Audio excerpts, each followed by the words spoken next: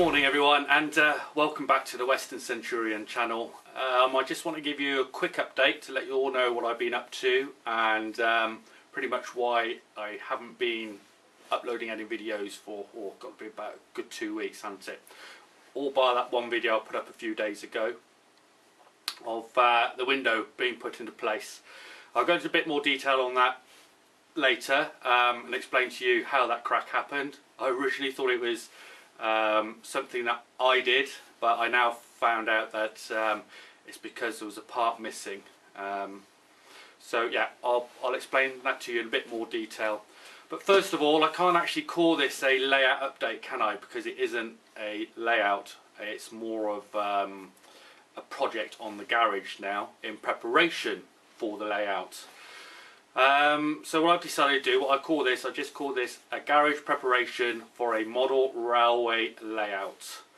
And this will be part one.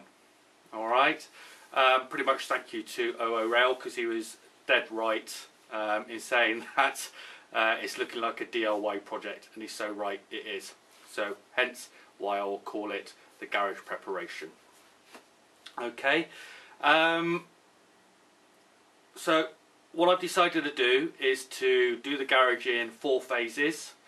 The first phase is going to be the back of the garage, or the side which is onto our garden, and that will entail putting the window in and the door. Obviously the window's already in now, but I've got the door to put in. The second phase will be the front of the garage, which is where the 2 main wooden doors are. The plan there is to get another window, another double glazed door, and put some block work in. That will mean, or that will give it security. It'll also make it waterproof, I hope, a bit more than what it is with the wooden doors, and draft proof. So that's the first 2 stages or phases. The third one will be doing the floor. That's the most expensive phase. I think at the moment I work that out to be around £700. And the way that will be done is I'll be using something called liquid bitumen.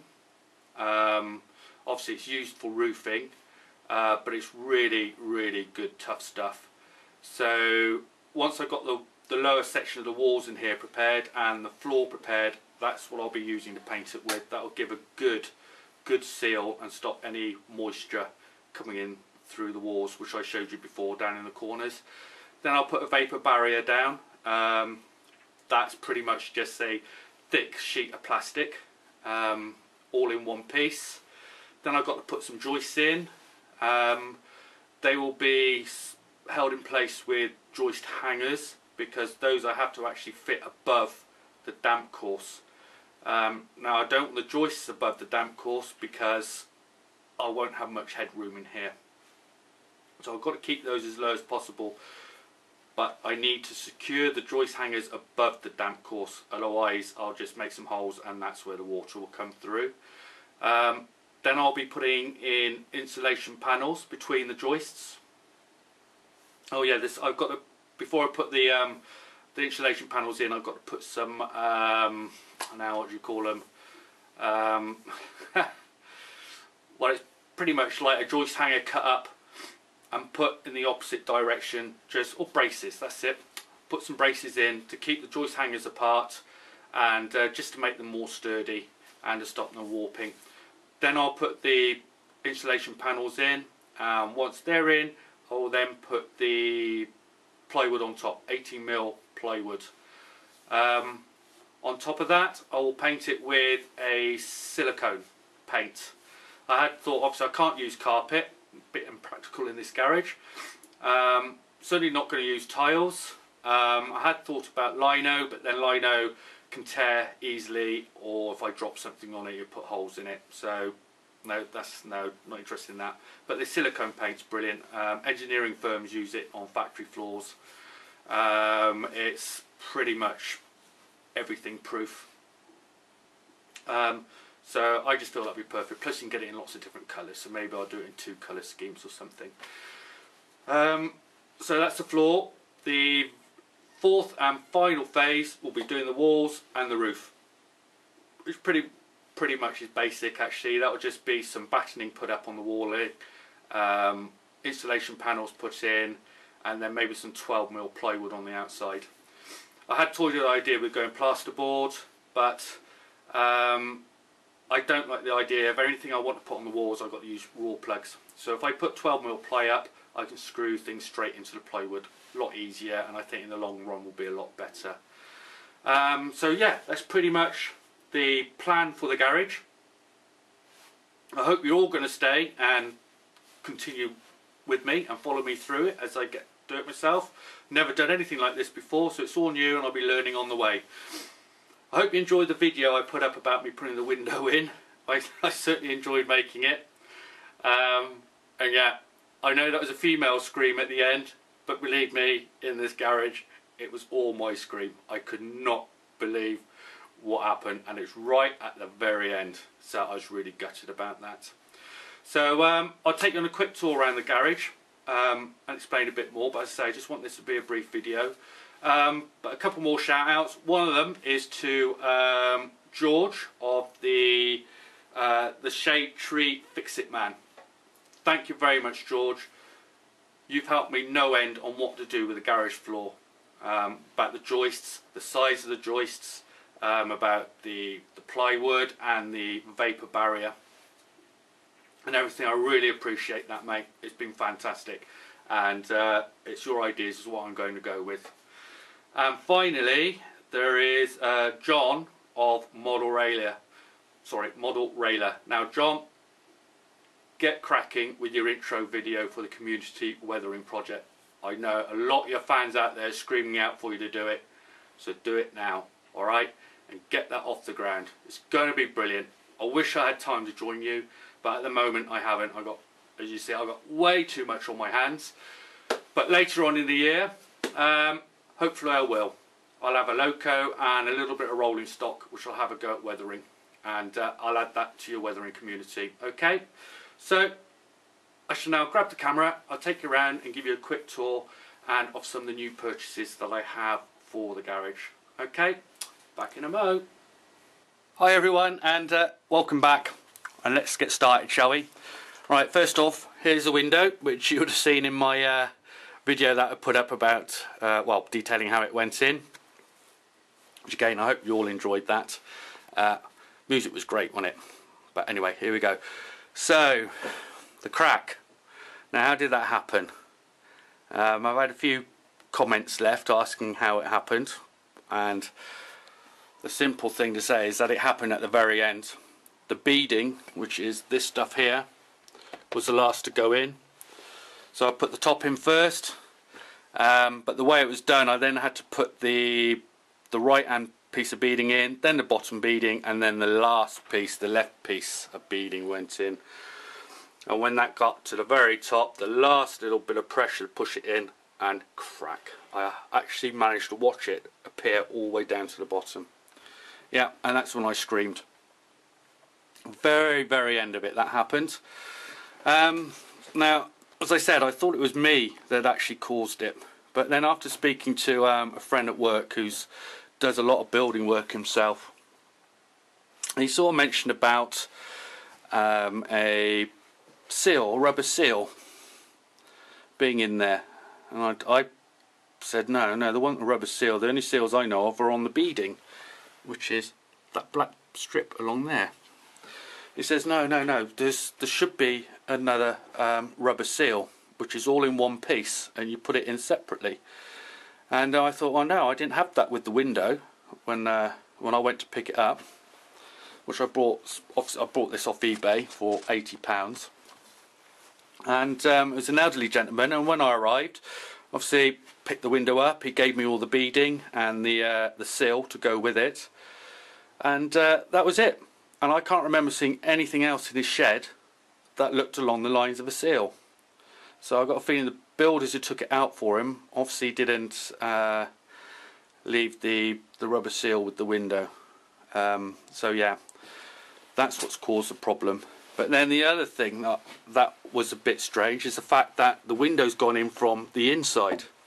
Now, according to Dave, my friend at work, it's generally on the outside. You take the beading off the outside, you put the rubber seal in, you push the glass panel in, then you put the beading around the outside.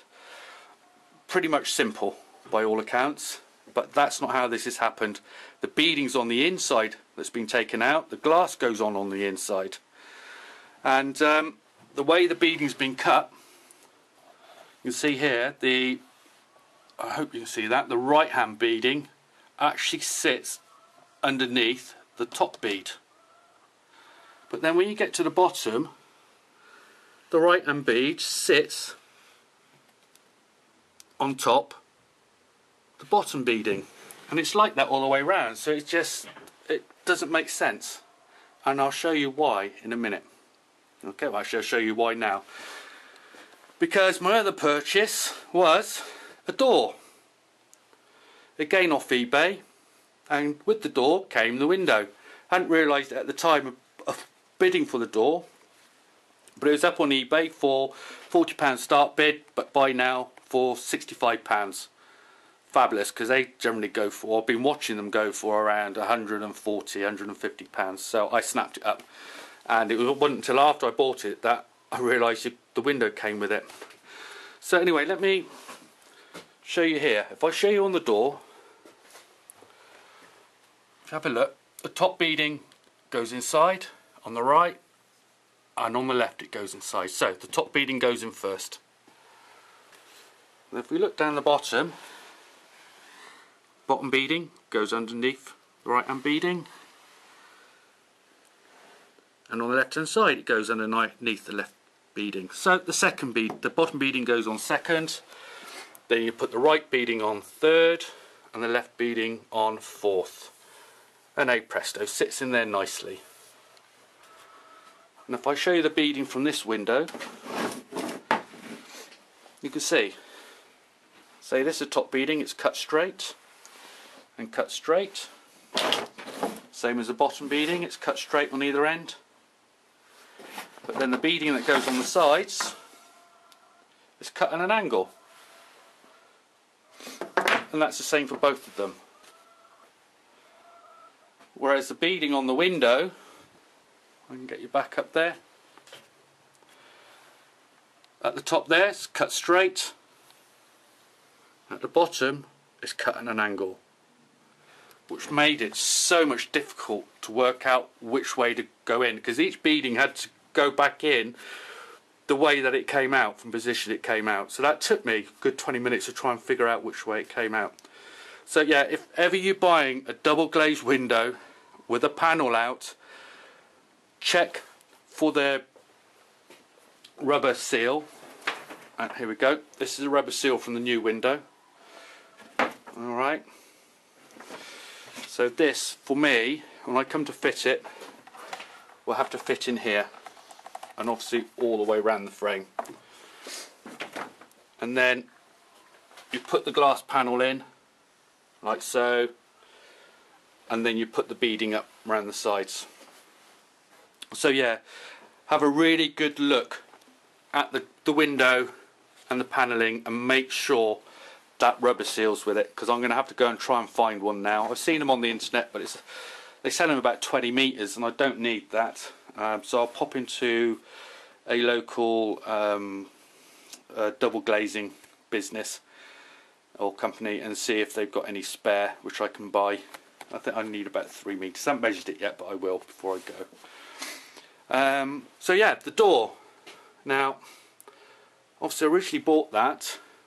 If I just take you around here to go in here, I'll just pull the curtain back there to replace that wooden door. But because it's the door and the window together, obviously made by the same manufacturer, the same style, I'm now thinking maybe I'll actually use the two to go in here, which was going to be my second phase. So I have the block work up on the right hand side. I'll use some breeze blocks to do that, and then I can render it on the outside and the inside. The window will go on the right, the door will go on the left. Now the door is just a little bit narrower. I think the door's about 900 mil, but I'll have to see whether that's actually going to make a difference. I don't think it should do. The door opens inwards, which won't be a problem because obviously you've got the lift up flap. I've got a feeling it's going to be a bit different to that when I've come to actually do the whole layout again. Because when I go to fit a door in there, I need the door to open outwards, and this is an inward opening door. Although at the moment I don't think it would matter if I did turn the door around and have it as an opening. The hinges are pretty well sealed and covered.